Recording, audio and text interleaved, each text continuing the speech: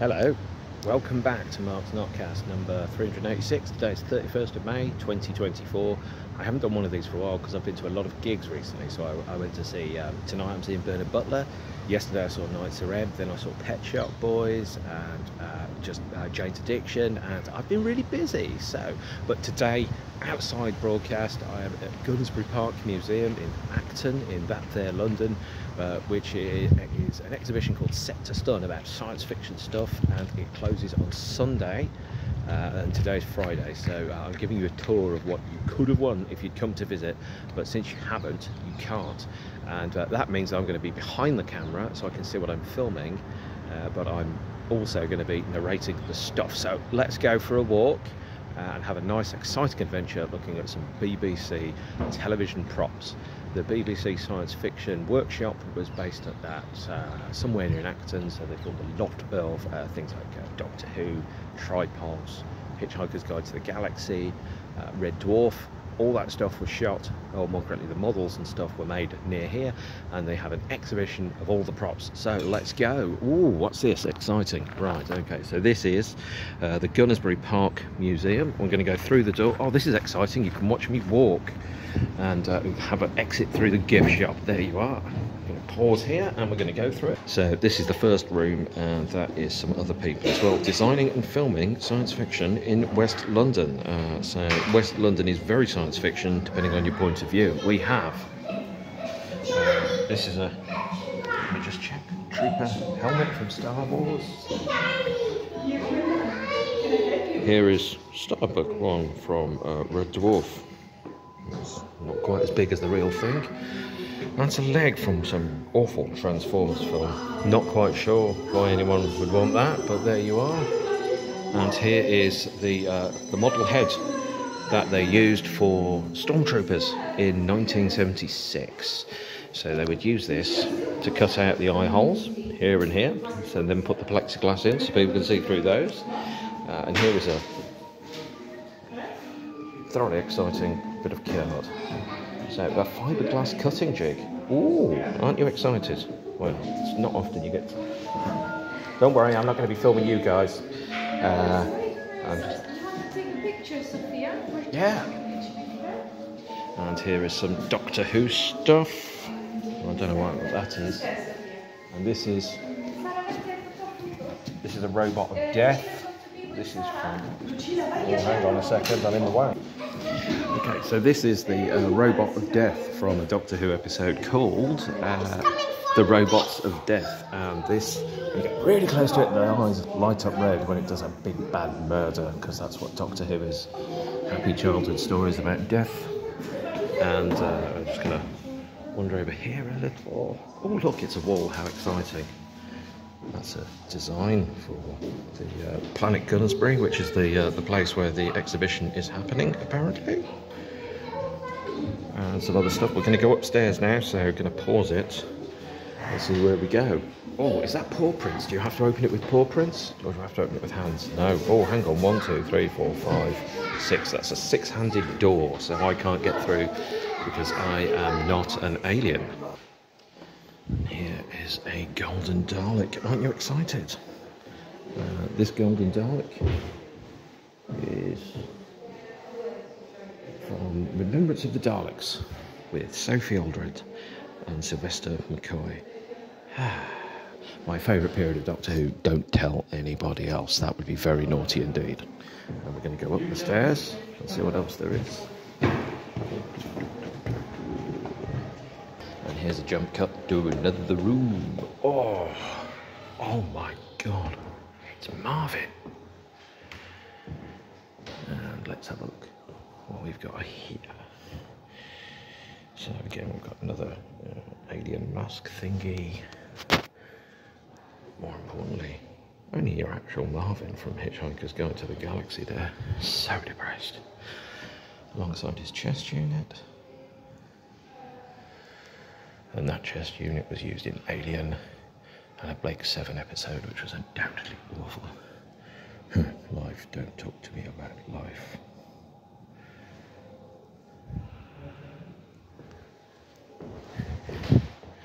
Let's go for another walk. there was somebody in that room. There wasn't somebody in that room last time I was here, so that was a bit weird. Let's do some time travel, bitches. That's exciting. So here we are, back in the third room. Here are loads of Doctor Who annuals. Let's see what years they are.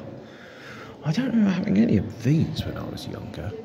I had the 1977 one, and the 1977 one taught me that Davros invented the common cold, which I still remember and blame him for to this day. Every time I get a sniffle, Daleks, biological weapons. And Doctor Who jigsaw. Here is Cybermen waiting for a bus. Very polite for taking over the world. And a Cyberman costume used in 1967's The Moon Base. Doesn't look particularly comfortable. But then I guess if you're a robot planning on overtaking the world, you built for speed and not for comfort, right? If you remember the absolutely terrible show Starcops, that's a model moon buggy, possibly also seen in the film Moon or something very similar to it. What's this? What's this? It's a drawer. And in the drawer we have a rifle used in Blake 7. Oh, that one will mess you up. A Federation trooper gun. This is used in multiple episodes of Blake 7. And a pistol from Starcops, which I don't remember Starcops. Oh, it's my shadow. Hello.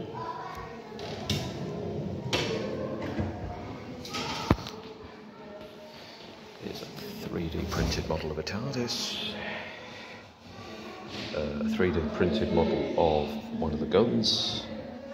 And some storyboards from various British science fiction television from the 70s, which I saw when I was about half this size that I am. Now, if you really wanted, here is a light ship. This was used in the Red Dwarf episode Dimension Jump in 1991. Oh, look, Ma, I can read. It's up there.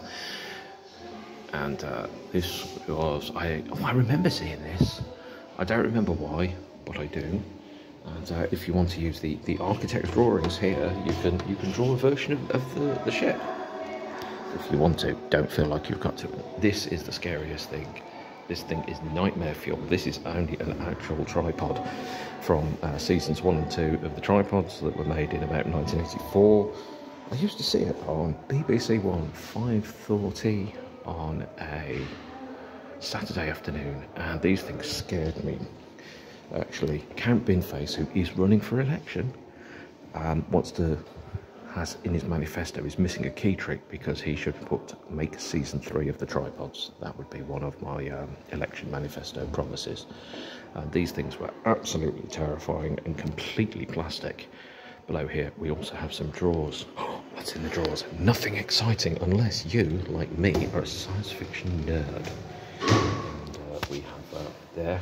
That is Crichton's pistol from Back to Reality. Any guesses what FOAD means? I think we know. Naughty potty mouths. And this is a Simulant's pistol, which was used in the episode of Red Dwarf Justice. Second drawer. This is yet more stuff. So this is a fission gun here, used from the Doctor Who episode The Ark in Space.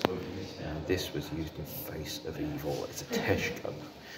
Oddly enough, there's a bit of paper there that tells me what all that is. Oh, are you excited yet? I bet you wish I was talking about records. It's a trooper rifle. This is from the Doctor Who story Earthshock from 1982. And this is the Master's device. Kind of like a very primitive, evil version of an iPad, I think. Don't know what it does, mind you. It makes you wonder who manufactures these, what the backstory is. Don't tell Lucasfilm. They'll go and make a whole 16-hour mini-series about the guy that made the device. Right. This is the last bit you'll probably see. Oh God, it's me. No, it isn't. It's Davros, inventor of the common cold. So this is a cast made to fit Terry Malloy, which was used in Resurrection of the Daleks in 1983. Surprisingly, hasn't disintegrated like most latex. So I saw Jabba the Hutt at the Star Wars exhibition in 2017, because it was made out of cheap latex that wasn't meant to last. Everything about Jabba the Hutt had disintegrated apart from the eyes, so I was just looking at two huge metal eyes, which was a little weird. But everything was a little weird then, because I was actually looking at the actual Millennium Falcon. And here is the inside of the mask. So that's Terry Malloy's face mask there, and then the cast around which it was made.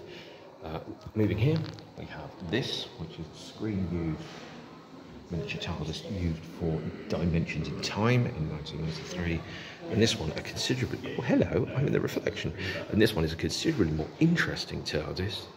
This was used in 2013's The Time of the Doctor, and it's a quarter life size, which makes you wonder how big it actually is, but of course we all know it's bigger on the inside than it is on the outside. In this drawer, of course, Cybergun, used in Attack of the Cybermen. This includes furniture feet, car air fresheners, casts from, this was a cast of a Rolls-Royce engine component. This was used in the Armageddon Factor. And this is a spray-painted garden hose. No, actually that's a spray-painted garden hose, because you can see the fittings there, and you then put it together and they've just adapted it a little bit. God bless the BBC. Masters of invention. Garden hose that can kill you. And this is a gun that's used in Attack of the Cybermen. Two more drawers. I know, you can hardly wait, can you? Here is the sniper rifle used in the Doctor Who story, The Mysterious Planet. Wooden cast there, and then spray painted with some extra bits on. Necessity is the mother of invention, and they invented the future. So, with that in mind, I think that brings our tour to an end of the Gunnersbury Park Museum, which closes on Sunday. It's a fabulous little thing. Not worth necessarily. Oh my god, it's still a tripod. That's scary as heck, isn't it?